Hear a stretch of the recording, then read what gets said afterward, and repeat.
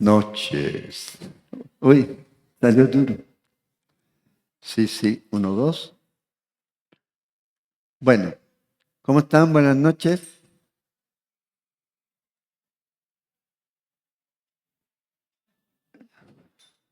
¿Por qué no nos centralizamos? Les prometo que no va a haber terremoto ni nada de eso, porque yo sé que están algunos ahí cerca de la puerta.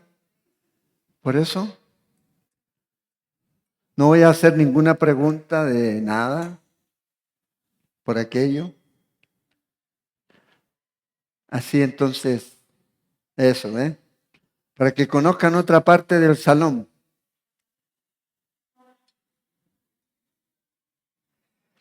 Bueno, bienvenidos todos esta noche. Damos gracias a Dios porque podemos reunirnos y hoy día vamos a continuar con el tema que comenzamos la semana pasada, que es la doctrina sobre la Trinidad. La doctrina sobre la Trinidad. ¿Cuántos vieron las notas en los grupos? ¿Tuvieron la posibilidad de mirarlas en los diferentes grupos de WhatsApp, creo? ¿O solo en algunos fue? En todos, ¿verdad? Ahí estaban las notas de la clase pasada o del estudio pasado. Como no pudimos proyectarlas, entonces ustedes las tienen. De hecho, hay más ahí de lo que vimos la semana pasada. Y hoy día vamos a retomar aquí nuestro estudio entendiendo que esta doctrina es importante. Ahora, quiero hacer una aclaración y yo creo que es bueno saber, o sea, yo no soy salvo por creer en la doctrina de la Trinidad. Yo soy salvo por creer en Cristo Jesús como Señor y Salvador de mi vida. Pero cuando creo en el Señor Jesucristo como Señor y Salvador de mi vida, yo voy a conocer la doctrina de la Trinidad y la voy a creer. No es al revés. ¿Ya? Entonces, eso es importante tenerlo claro. Entonces, cada creyente no puede estar sin conocer esta doctrina. Y le va a ayudar a entender un poco más el hecho de que lo que nosotros como creyentes, como cristianos creemos, tiene mucho más sentido. Porque si en esta doctrina no, o esta doctrina no fuera la correcta, si esta doctrina no fuera bíblica, entonces tenemos serios problemas porque el que murió en la cruz no fue Dios y por ende entonces no somos salvos. Por ende el Espíritu Santo no es Dios y entonces no puede estar en todos nosotros y no puede guardarnos. Entonces hay una serie de situaciones que se dan producto de no creer en esta doctrina. Entonces, como dijimos la semana pasada, y vamos a hacer un repaso rápido de esto, la doctrina de la Trinidad es exclusiva de los cristianos. De hecho, no hay ninguna otra religión que tenga esta doctrina exactamente igual a la doctrina de la Trinidad. Y es vital para la fe cristiana. De hecho, está dentro del corazón de la fe cristiana esta doctrina. Si no hay Trinidad, entonces no hay cristianismo. Entonces, es importante que nosotros podamos entender y conocer esta doctrina que nos va a ayudar a conocer quién es Dios y cómo Dios en su naturaleza se manifiesta. Y eso nos va a ayudar también a ser más claros en el hecho de lo que hacemos, lo que decimos, lo que enseñamos, lo que vivimos y la manera en que servimos, porque conocemos a quién lo estamos haciendo.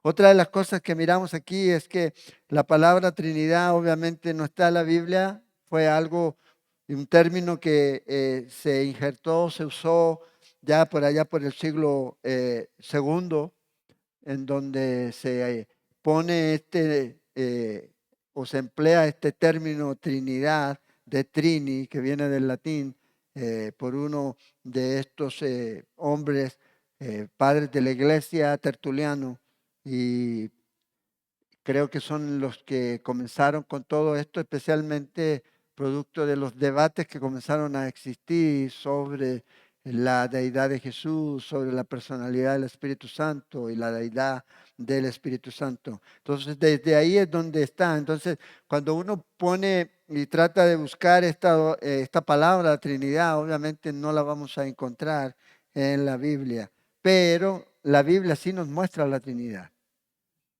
Toda doctrina cristiana debe derivarse del libro que nos ha sido dado, que es la Biblia. O sea, no puede haber una doctrina que venga de otro libro que no sea la Biblia. No puede usted fundamentar ninguna otra doctrina que no salga de la palabra de Dios, porque aquí tenemos todo lo que usted y yo necesitamos. Todo lo que Dios ha querido revelarnos está aquí. Y de la forma en que Él se ha manifestado a nosotros, lo tenemos aquí, en la palabra de Dios. Entonces, aquí es, la Biblia debe ser siempre el énfasis. La Biblia es la que nos debe decir si realmente existe esta doctrina o no, si existe esta Trinidad o no.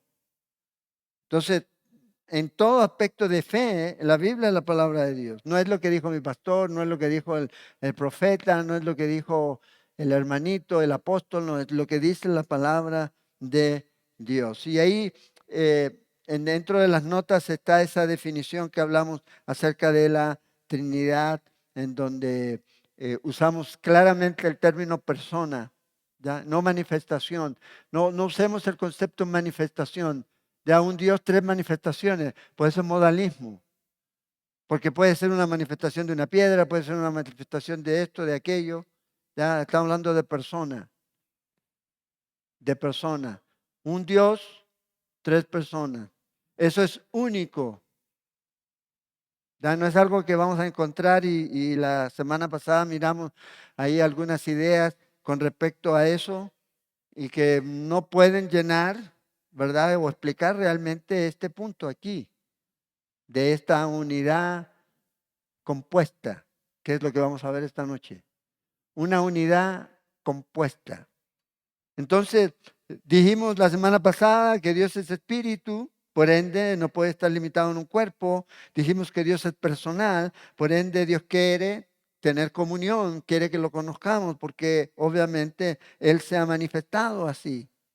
Y todo esto se encuentra aquí dentro de esta naturaleza de Dios. Y hablamos un poco acerca del ministerio de la unidad y la Trinidad. Hablamos ya y dimos ahí algunos pasajes que ustedes pueden mirar en sus notas. Esta noche, lo que vamos a mirar aquí es la segunda parte, bueno, o la tercera parte de mis notas, porque ustedes tienen dos o tres partes ahí en las notas. Esta es la tercera parte, vamos a ver acerca de la naturaleza de la unidad divina. La naturaleza de esta unidad divina, la unidad de Dios. ¿Ya? Y aquí no hablamos de una unidad, como podríamos decir, de uno absoluto. No, es uno compuesto. Y esto es lo que nosotros debemos preguntarnos. ¿La Biblia enseña eso? ¿Podemos encontrar en la Biblia esa enseñanza de que Dios es uno compuesto? Es como cuando leemos en Génesis 2, cuando dice que el hombre y la mujer van a ser una sola carne. Bueno, ahí tenemos una unidad compuesta. Y vamos a ver algunos ejemplos aquí. Entonces, usted y yo no podemos dividir la naturaleza o la esencia divina de Dios. Es una sola esencia. Es una sola esencia. La doctrina de la Trinidad no significa que Dios sea un ser compuesto formado por tres dioses. Eso es muy importante, sino que es una unidad y como una unidad Dios no puede dividirse. No son tres dioses, es un solo Dios. Entonces a veces la gente dice, ¿está malo adorar a Jesús? No, porque es Dios. ¿Está malo adorar al Espíritu Santo? No, porque Él es Dios. O al Padre, no, porque obviamente no hay problema, porque Él es Dios. Él es el único Dios. El problema es que en la iglesia a veces le ha dado énfasis, ¿ya? Y que no digo que esté mal, pero el énfasis está marcado en quién, en Jesucristo. Pero está el Padre y el Espíritu Santo también. Y estos tres dijimos que son el único Dios. Entonces Dios es indivisible, no se puede dividir, ni está formado por múltiples sustancias. Es una sola esencia. Ahora, mirando aquí en el libro de Deuteronomio, vamos a mirar, no vamos a ver todos los pasajes, y ya le dije ya a los muchachos que una vez que ya terminemos, todas las notas que yo les pasé a ellos, las van a poner en los grupos, para que ustedes puedan ver el resto de pasajes bíblicos, porque son muchos, y esta noche no nos va a alcanzar. Deuteronomio, el capítulo 6 de Deuteronomio, o 4:6. Oye Israel, Jehová vuestro Dios, Jehová uno es. Entonces aquí nosotros vamos a ver que esta palabrita, si usted tiene su Biblia ahí, puede marcarla porque es importante. Esta palabra a nosotros debe ser importante. Recuerden, toda la escritura es inspirada por Dios. Entonces Dios se encargó de que todo lo que usted tiene aquí, aparte de ser inspirado, fuera lo que Él quería que estuviera aquí. Y hay palabras que uno dice, bueno, ¿por qué está esa palabra ahí? Bueno, porque Dios quiso que ahí estuviera, para que nosotros pudiéramos a lo mejor, como es en este caso, tener una mayor claridad. Y es la palabra aquí, uno. Ahí tiene su Biblia, dice, uno es. Y esta palabra aquí en el hebreo es echad. Y esta palabra significa unidad compuesta. Hay otra palabra que denota unidad absoluta, que se podría haber usado, pero yo creo que ahí están las notas, ahí está. Pero, como dije, el Espíritu Santo es el que está en control de esto. Ningún profeta, dice, escribió o habló en forma unilateral. Digo, voy a escribir. No, Dios los llamó, Dios los capacitó y Dios les dio a ellos en su contexto para que ellos se escribieran. La otra palabra que usted ve es diferente, y esa palabra la vamos a ver en el libro de Salmos también, que habla de una persona sola, solitaria. Pero aquí la palabra es uno compuesto. Aquí. La otra palabra denota singularidad absoluta, pero aquí es uno compuesto. Fíjense, en Génesis capítulo 22, verso 2, está esa palabra de uno absoluto, no hay otro. Dijo, tomad ahora tu hijo, Génesis 22, 2, tomad ahora tu hijo, tu único hijo. El hijo que había nacido de Abraham y Sara. Era el único hijo, no había otro. En el Salmo 68, 6, habla y usa la palabra desamparado. Dice, Dios hace habitar en familia a los desamparados. Hay otra traducción que usa la palabra solitarios. Y es la misma palabra. Uno en absoluto, una persona sola, solitaria. ¿Ya? Y esto es lo que uno ve en Amós 8:10, en Zacarías 12, también está esta palabra. Esta palabra. Ahora, volviendo a la palabra de Deuteronomio, en el libro de Génesis que ya cité, de capítulo 2, verso 24, está esa palabra de unidad compuesta, donde dice, y serán una sola carne. ¿Cuántos iban a ser uno solo? Dos. Estos dos van a ser uno solo. Y serán una sola carne. Y usa esta palabra aquí, achat o ajat, una sola carne. En Génesis, capítulo 11, verso 6, dice esto. Y dijo Jehová, he aquí el pueblo es uno. La torre de Babel. Ese era el contexto aquí. ¿Cuánto era la gente? Un montón. Era una unidad compuesta de mucha gente. Son uno solo. Y todos tienen en la mente y en el deseo de construir esa torre de Babel aquí. En Génesis 41 también está esta palabra, verso 25, donde Faraón tiene los sueños. ¿Cuántos sueños tuvo Faraón cuando fue José? ¿Cuántos? 2. ¿Verdad? Entonces respondió José a Faraón: el sueño de Faraón es uno mismo. Esos 2 sueños están hablando de una sola cosa, la misma cosa, uno solo. Y esa uno es la misma palabra ejad o echad aquí.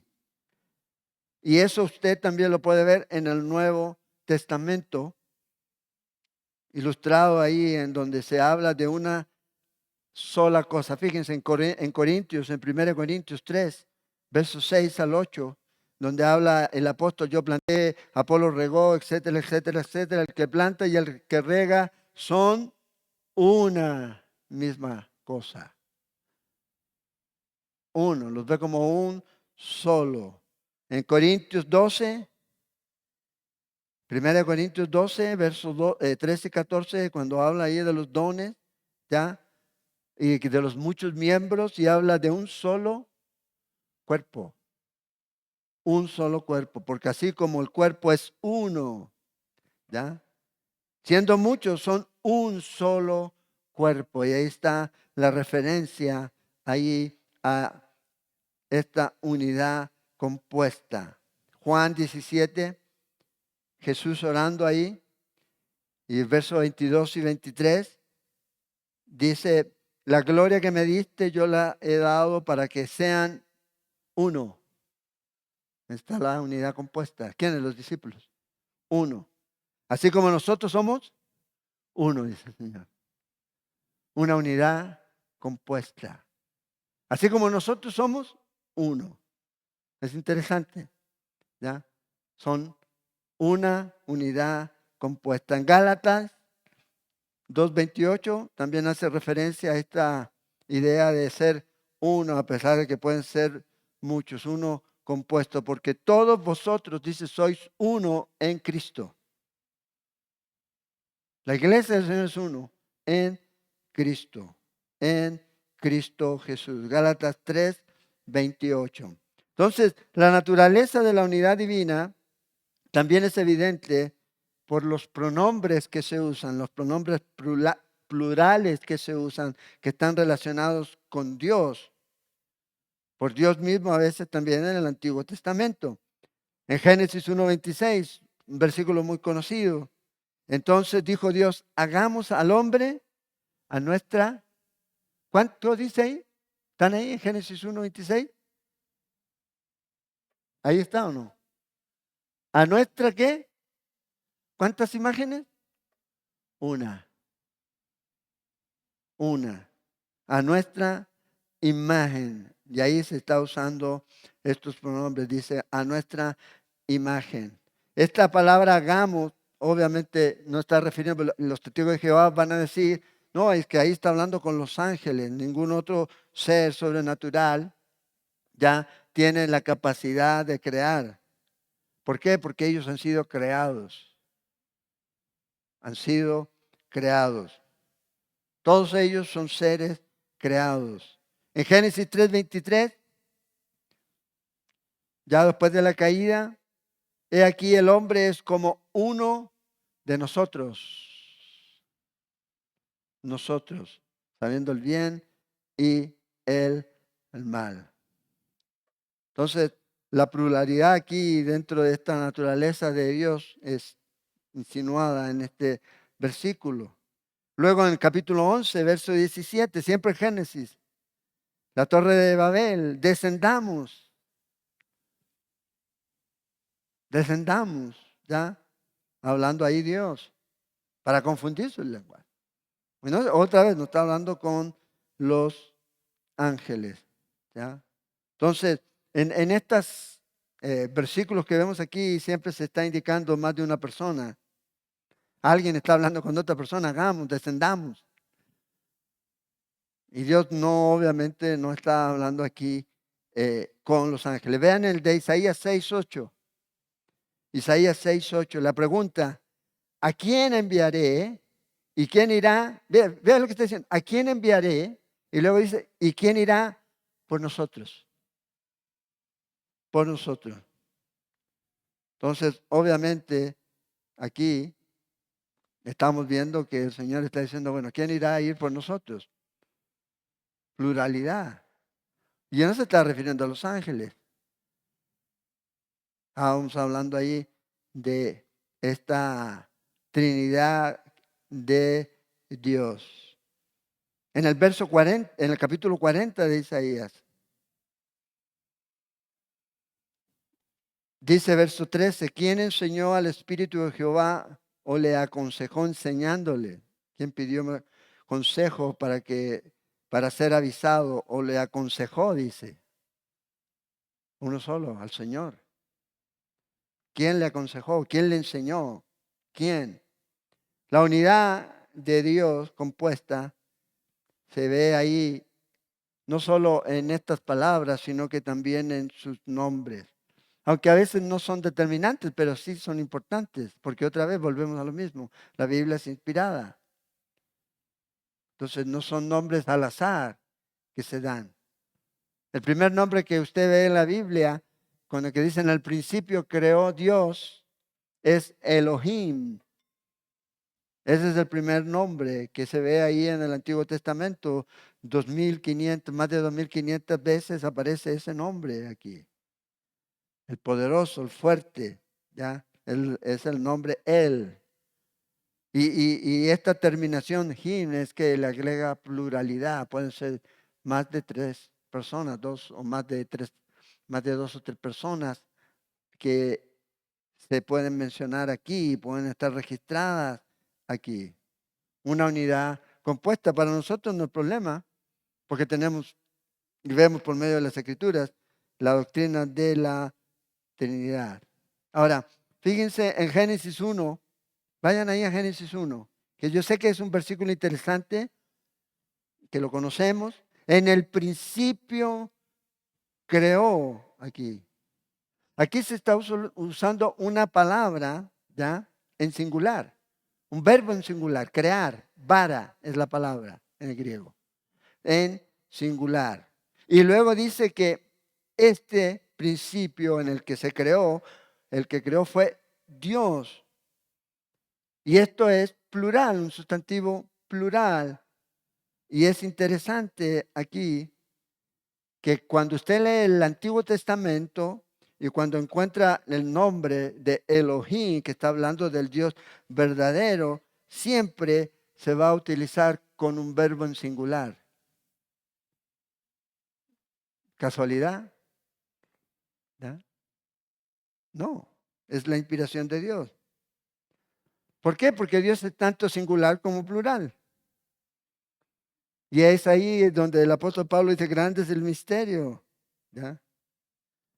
Acuérdense, la doctrina de la Trinidad afirma lo siguiente: dentro de la naturaleza del único Dios hay tres personas eternas, coiguales: el Padre, el Hijo y el Espíritu Santo. Aquí. El Padre, el Hijo y el Espíritu Santo. Entonces, vemos cómo el Señor, ¿verdad?, está dejándonos su huella aquí en la palabra de Dios. Otra vez ahí en Deuteronomio, donde leímos el capítulo 6, verso 4 de Oye Israel, Jehová vuestro Dios, Jehová uno es. Si se pudiera traducir o se tradujera de una forma literal, esto diría, escucha Israel, mis señores, nuestros dioses, mis señores, uno compuesto es. Uno compuesto es. Wow, entonces, ¿what? Es uno, es un solo Dios.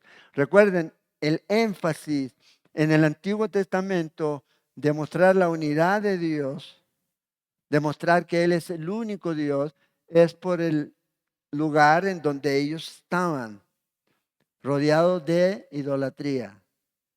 Personas, pueblos que tenían muchos, muchos dioses. Muchos dioses. Entonces el Señor se encargó de eso. Pero vamos a mirar que también a través del Antiguo Testamento encontramos ciertos pasajes que nos muestran a tres personas diferentes en el mismo nivel, que a lo mejor no son tantos como los que podemos ver en el Nuevo Testamento, porque la revelación de Dios es progresiva. Y lo que puede estar ahí oculto, ¿ya?, en el antiguo es revelado en el nuevo. Y eso pasa también con Dios. Se va revelando aquí. Se va revelando poco a poco. Entonces, fíjense aquí, como dije, no vamos a encontrar la palabra Trinidad en ninguna parte en la Biblia, pero vamos a encontrar alusiones en el Antiguo Testamento a esta doctrina. Entonces vamos a mirar aquí algunos versículos. Primero, una de las cosas que ya miramos es la existencia de Dios. Eso está afirmado en las Escrituras. Isaías 45, Isaías 63, Malaquías 2. Eso ya lo vimos, ¿ya? Y ustedes lo pueden repasar aquí. Ahora, en el Antiguo Testamento, usted no va a encontrar el nombre Jesús o Jesucristo, ¿ya?, para describir a la segunda persona de la Trinidad. Entonces, cuando vemos en las Escrituras, entonces, si no está el nombre Jesús, pero hay ciertos personajes que aparecen y que reciben adoración y que se expresan como Dios, entonces eso nos hace pensar que pareciera ser que hay una persona ahí de la deidad. Bueno, en la referencia a nuestro Señor Jesucristo en el Antiguo Testamento es el ángel del Señor o el ángel de Jehová.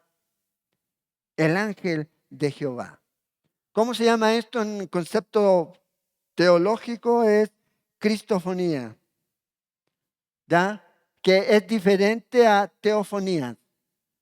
Cristofonía tiene que ver con Cristo manifestándose antes de la encarnación.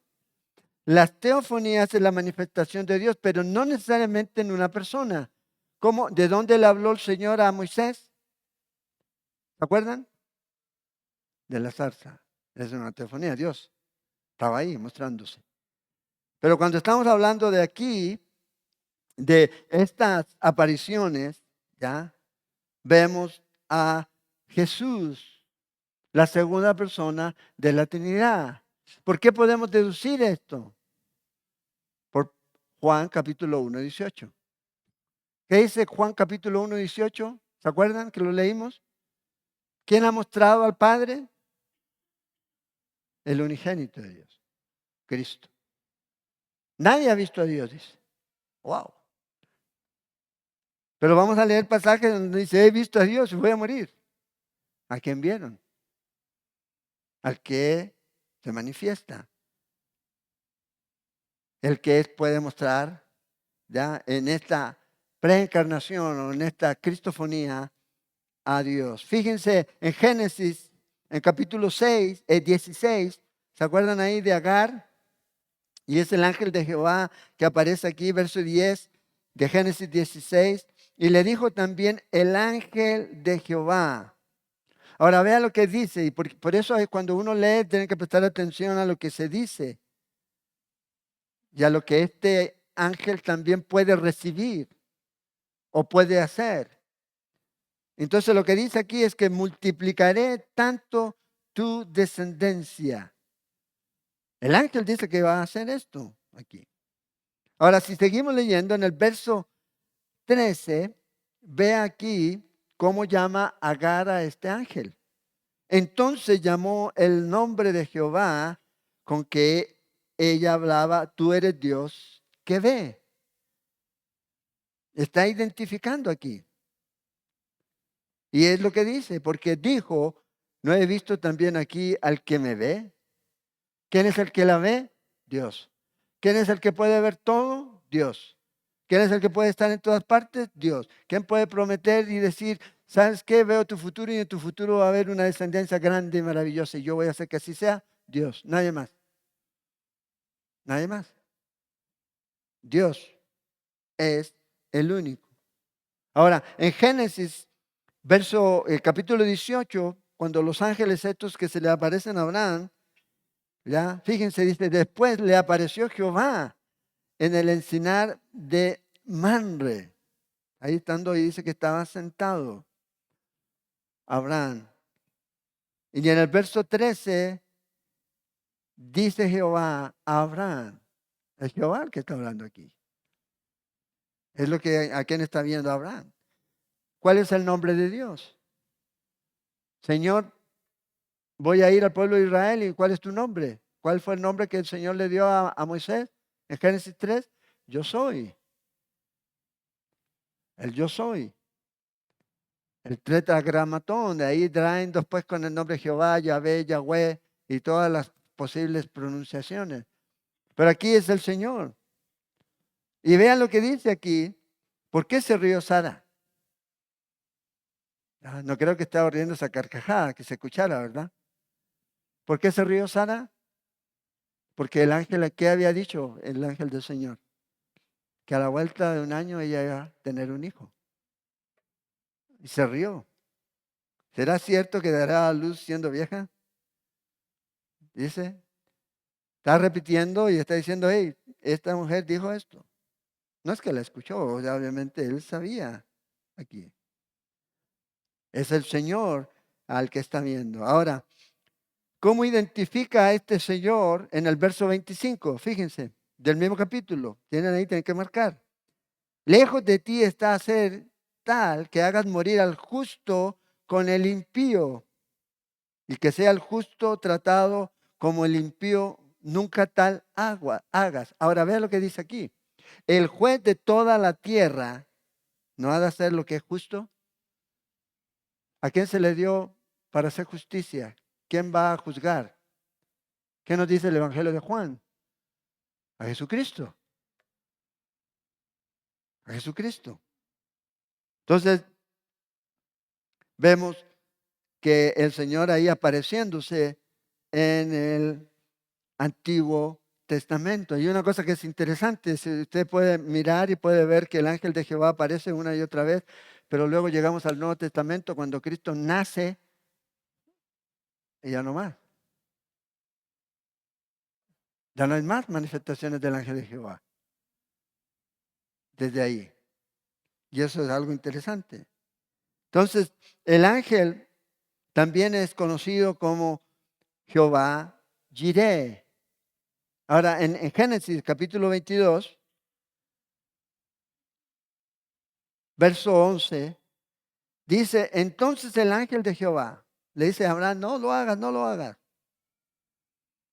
¿Ya? Cuando iba a hacer el sacrificio de su hijo aquí.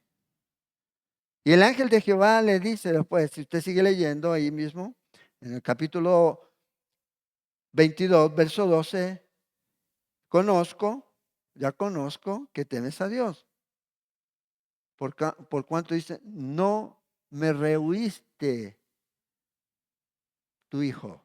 ¿Quién le había pedido el hijo? ¿Quién le habló a Abraham? El ángel, el Señor. Le habló a Abraham.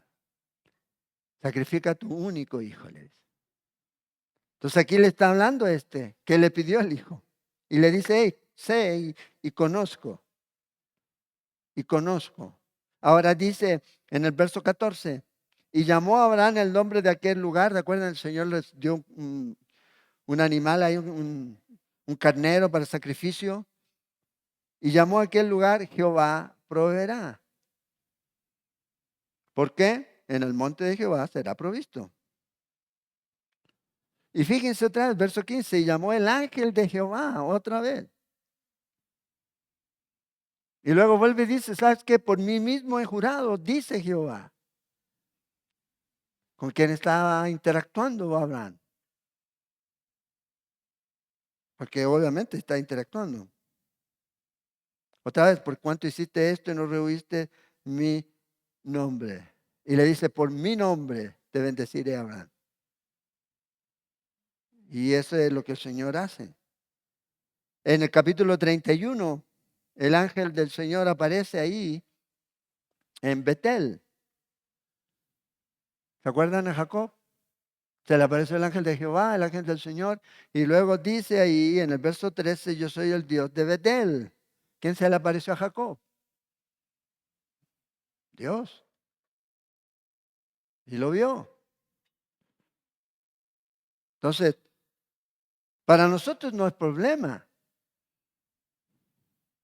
Porque si la Biblia dice que Dios no lo ha visto a nadie, bien, yo creo que a Dios, el Padre, no lo ha visto a nadie. Pero el Dios, el Padre, se ha manifestado a través de su Hijo, Jesucristo. Por eso Jesús podía decir, el que me ha visto a mí, ha visto al Padre. Por eso ellos decían, hemos visto a Dios, vamos a morir.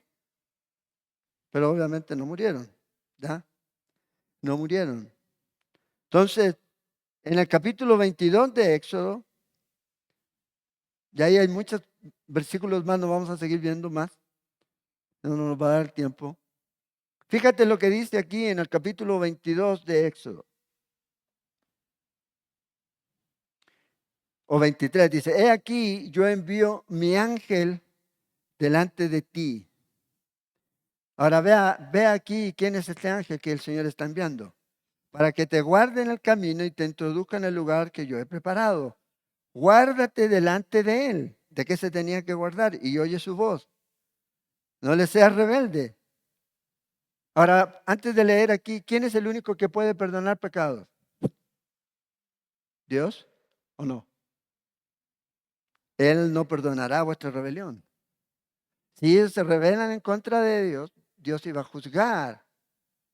¿Quién? Este ángel que va delante de ellos. ¿Quién es? Es Dios, es Cristo. Esa es la segunda persona de la Trinidad.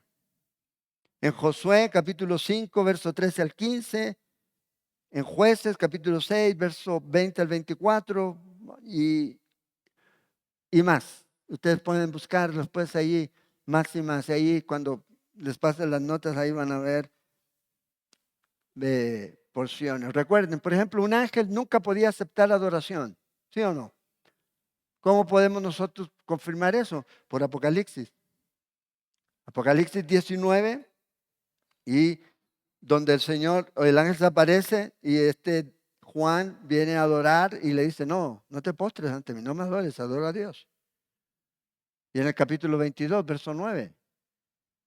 Entonces, cuando un ángel, cuando usted está leyendo y dice, y el ángel de Jehová, y vinieron y hicieron sacrificio y adoraron a este ángel y se postraron ante él, y el ángel venga y le diga, este lugar donde está es tierra santa, usted está entonces frente a Dios,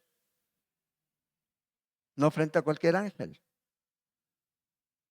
No frente a cualquier ángel. Cuando Jesús resucitó y se apareció a Tomás, ya y Tomás adoró al Señor, dijo, Señor mío y Dios mío. Si Jesús era un ángel y un ser creado, debió haberle dicho, para. Lo que estás diciendo es blasfemia. Pero sabemos que no dijo eso.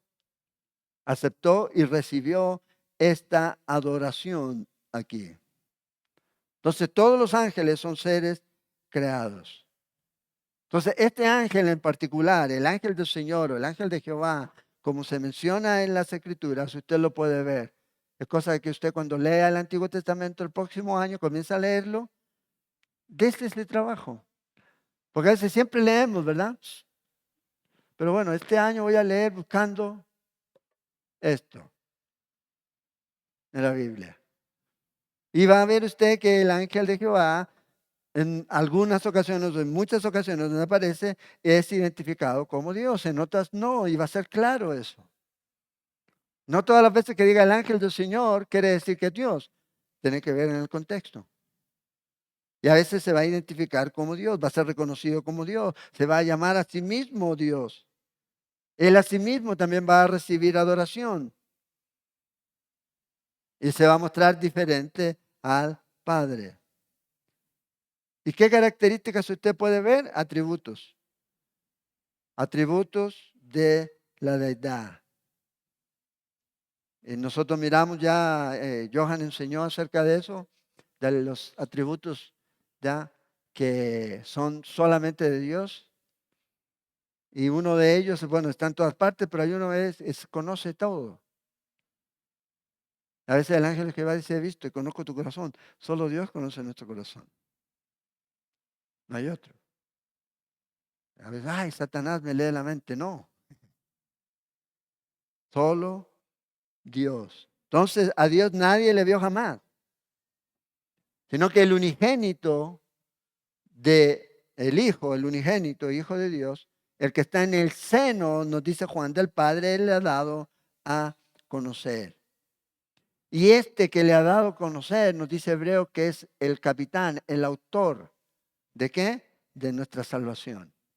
Ahora, si Jesús es el autor de nuestra salvación, y si no es Dios, entonces tenemos serios problemas. Serios problemas. Puede leerlo usted ahí en Hebreos 2:10, donde habla acerca de eso. Ahora, ¿qué pasa con el Espíritu Santo?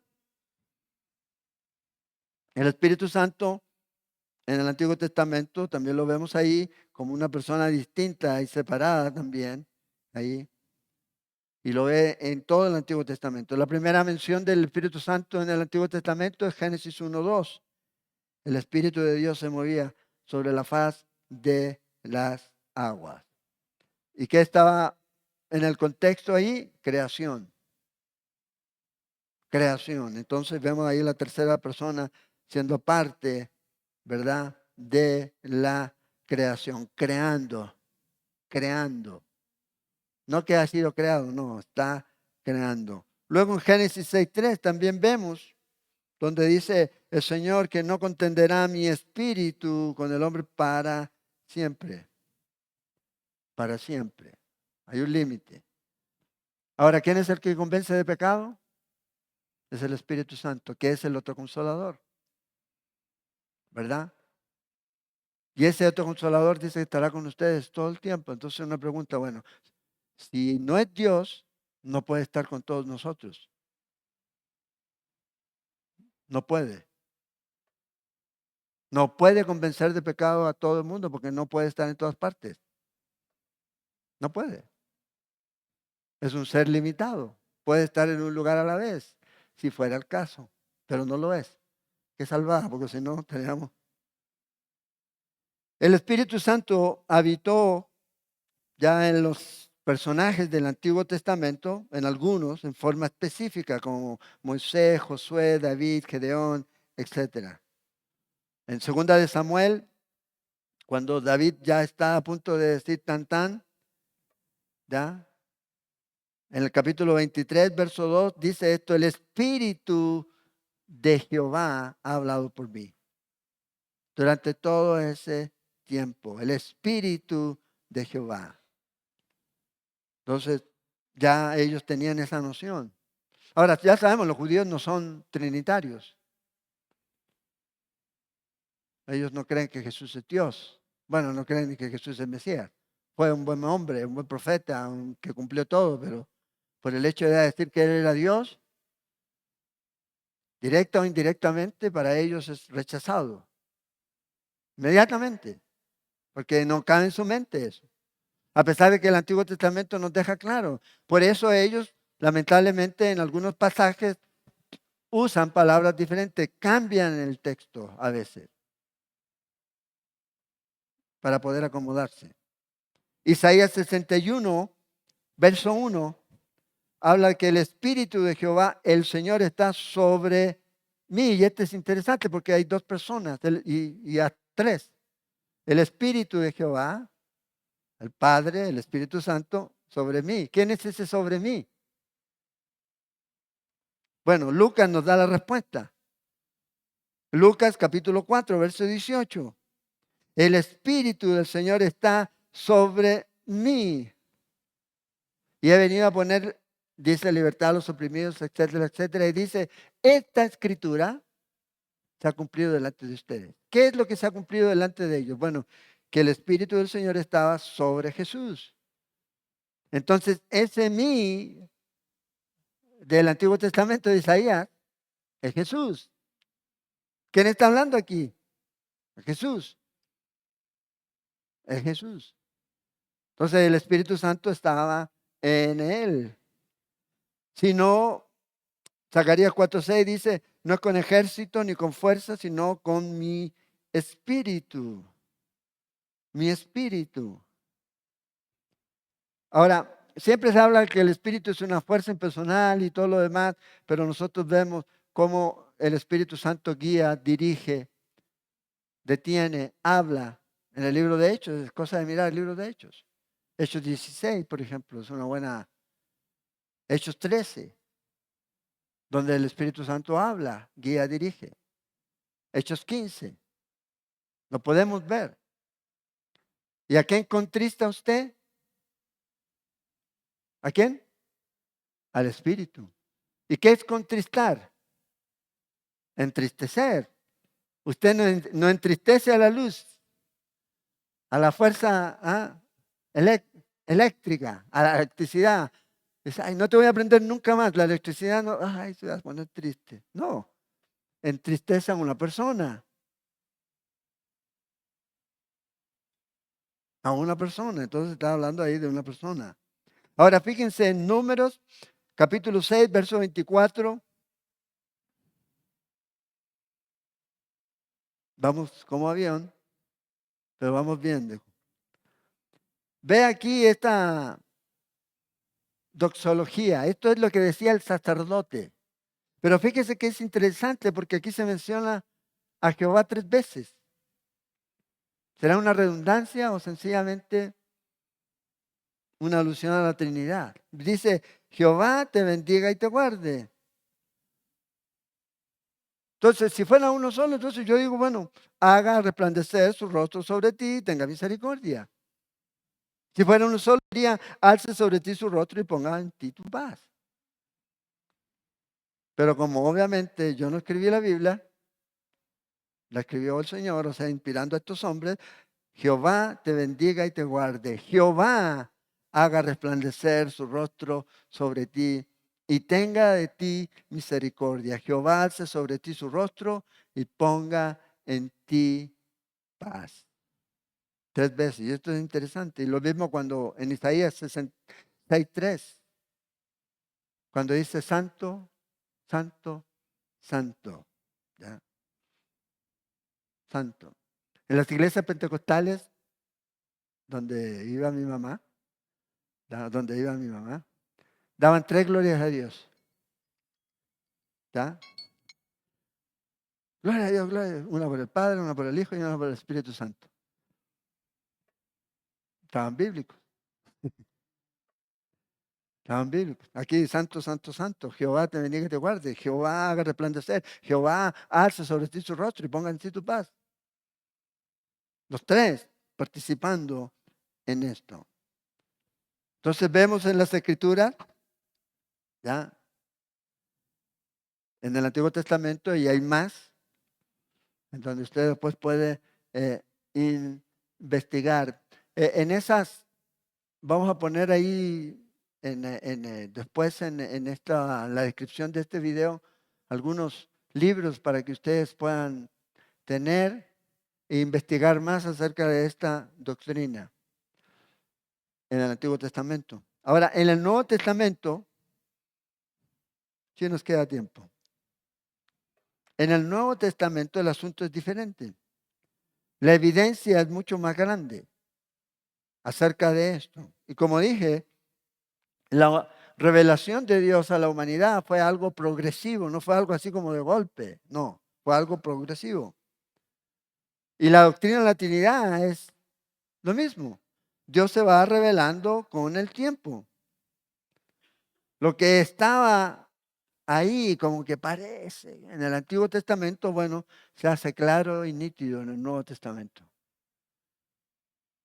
Y esto es lo que vamos a ver, pasar ahí por algunos versículos. Por ejemplo, cuando Jesús, antes de nacer, se aparece el ángel, el nacimiento de Jesús, ahí fíjense en el capítulo 1 de Lucas, verso 35, cuando viene el ángel, se distinguen las 3 personas. Y otra vez, si usted tiene Biblia, va marcando. Respondiendo el ángel, le dijo, este es un ángel, para muchos, Gabriel, ¿ya? El Espíritu Santo, 1, vendrá sobre ti y el poder del Altísimo, 2. ¿Ya? ¿Quién es el Altísimo aquí? El Padre. El poder del Altísimo te cubrirá con su sombra, por lo cual también el santo ser que nacerá, 3, será llamado Hijo de Dios. El Espíritu Santo, el Padre y el Hijo. Llamará su nombre, nos dice Isaías 7:14, Emmanuel, Dios con nosotros, para que se cumpliera la profecía. ¿Eso no es lo que estudiamos nosotros en Mateo? Jesús, Emmanuel, Dios con nosotros. Bueno, eso es Dios. Bueno, ¿Jesús Dios o no es? Es Jesús Dios. Y eso es algo que nosotros vemos por las Escrituras.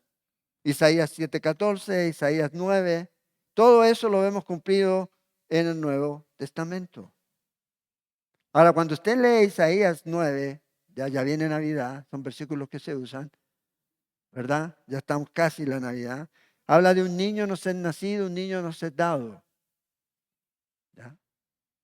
Pero nos dice que este niño es Dios fuerte, Padre eterno, Príncipe de paz. Bueno, ¿quién es? Es Dios. Dios hecho carne. Mateo 1:23 nos dice, y llamará su nombre Emmanuel, que traducido es Dios con nosotros. Ahora, imagínense esto para un judío, escuchar esto. Mateo está escrito a los judíos. ¿Cómo le pone ese nombre? Hoy día cualquiera le pone tiendas Sinaí, tiendas Emmanuel, tiendas de ropa americana Monte de Sión. Pero en ese tiempo ellos tenían ese cuidado. Bueno, aquí vemos el cumplimiento. Vea en Mateo 3, versos 16 y 17, en el bautismo tenemos a las 3 personas. Marque ahí, Jesús, uno. Después dice que fue bautizado, subió del agua y aquí los cielos fueron abiertos y el Espíritu de Dios, ya, descendió como paloma. No es que era una paloma, dice que como paloma. Y hubo una voz del cielo que decía, este es mi Hijo amado. 3. ¿Ya? Ahora, si Jesús era todo, fue un ventríloco porque él era el que estaba hablando. Pero no, vemos nosotros que hay 3 personas. Ahora, en Mateo 28, en este famoso mandamiento que el Señor le da a los discípulos de ir por todo el mundo, ¿ya? Y hacer discípulos, dice a todas las naciones. Y fíjense ahí, bautizándolos no dice en los nombres, sino dice en el nombre aquí. Y aquí está haciendo esta declaración de ambos. Una unidad en aspecto trino. De asociar a las 3 personas por igual. No le hace diferencia. Y unirlos en un nombre singular. No dice ahí bautícelos en los nombres. Tampoco se nos da aquí el equivalente para poder decir que Mateo debió haber puesto ahí en el nombre del Padre y en el nombre del Hijo y en el nombre del Espíritu Santo. No dice esto aquí. Sino que dice en el nombre del Padre, del Hijo y del Espíritu Santo. Y está esta unidad aquí. Entonces, es lo que uno ve en el Nuevo Testamento, en Juan capítulo 14, verso 26. Dice ahí hablando del Espíritu Santo, más el Consolador. ¿Quién es este Consolador? El Espíritu Santo. Luego dice, a quien el Padre enviará en mi nombre. Ahí usted tiene los 3. El Espíritu Santo, el Padre y Jesús aquí. Esto es lo que Él viene a hacer. El Espíritu Santo que va a venir nos va a guiar a toda verdad. Juan 14, 16. Juan 14, 26. Juan 15, 26. No los vamos a leer todos porque no va a dar. Pero es para que los repasen ahí en el Evangelio de Juan, donde están ahí los 3. ¿Ya? En 1 Corintios 12, verso 14, verso 4 a 6. También. Y en 2 Corintios 13, 14. Esas sí lo vamos a leer. Las otras las pueden ver ustedes. Dice la gracia en 2 Corintios 13, 14, la bendición que Pablo da al final de su carta. La gracia del Señor Jesucristo, el amor de Dios y la comunión del Espíritu Santo sea con todos vosotros. El Señor, Dios Padre y el Espíritu Santo. Como diría un amigo, cristalino, cristalino. Ahí los pone. ¿Cuál gracia? La gracia del Señor. ¿Cuál amor? El amor de Dios. ¿Cuál comunión? La comunión del Espíritu Santo. Porque podemos tener comunión aquí. 3 personas de la Trinidad se mencionan en las siguientes epístolas. Creo que va a salir eso ahí. No me acuerdo si lo puse o no. Bueno, ahí están las diferentes cartas, cómo empiezan. Lean cada una de estas cartas cómo empiezan y se van a dar cuenta que generalmente van a haber 3 personas. La gracia del Señor, el Padre, ya, y el Espíritu Santo, que es el que inspiró para que escribiera eso. Ahí está. Pero 3 personas de la Trinidad se mencionan en las siguientes epístolas. Pásala, como dirían, ¿ya? Ahí tienen donde se mencionan, ¿ya? Como publicidad, eso lo van a tener ustedes para que ahí en el canal, si usted no está dentro de los grupos y nos ve desde el extranjero, ponga ahí un mensaje y le enviamos las notas. Judas, capítulo 1. Ya vamos terminando. Judas, capítulo 1, verso 20, también hace referencia a la Trinidad.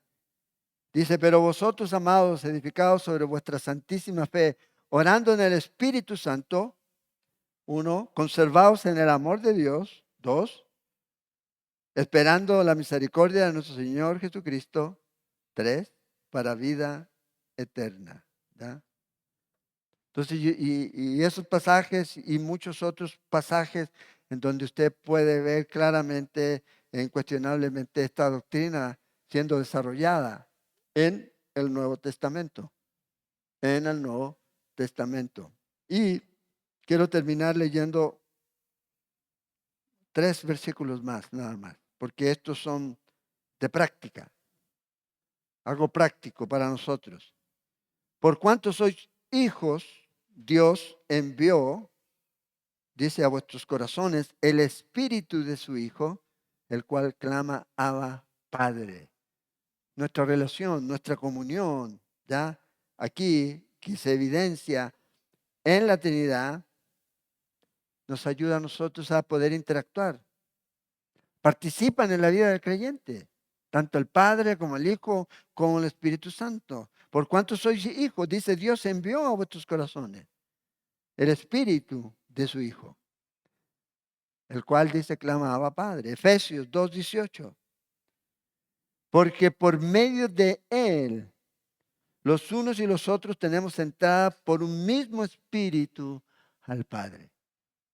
Tenemos comunión, interacción, participación. Por medio de Cristo tenemos, dice, entrada por un mismo Espíritu. Nadie puede ser salvo aparte del Espíritu, por la obra de Cristo Jesús. El Espíritu es que nos hace renacer de nuevo. Por eso viene el Espíritu Santo. Y primera de Pedro 1:2. Dice, elegidos según la presencia de Dios Padre en santificación del Espíritu, para obedecer y ser rociados con la sangre de Jesucristo. Gracia y paz os sean multiplicadas. Entonces tenemos esta interacción con Dios, con este Dios trino. Entonces, esta doctrina de la Trinidad es algo importante para la fe cristiana aquí. Es como decir, bueno, si no hay Trinidad, no hay cristianismo. Porque si Cristo era solo hombre, ¿contra quién pecamos nosotros? ¿Qué dice el Salmo 51:4? ¿Alguien lo sabe? David cuando dice contra quién pecó, contra Dios. Bueno, Jesús era hombre y necesitamos que fuera hombre para morir en la cruz. Pero el único que realmente podía pagar el precio, ¿ya? Era a la persona a la cual habíamos defraudado o habíamos pecado en contra de él, y es Dios. Entonces, si Jesús no es Dios, entonces no hay nada que hacer. Por eso es importante. Si solamente es un ángel, un ser creado, no puede. Sin ni siquiera la sangre de los animales ni ningún otro.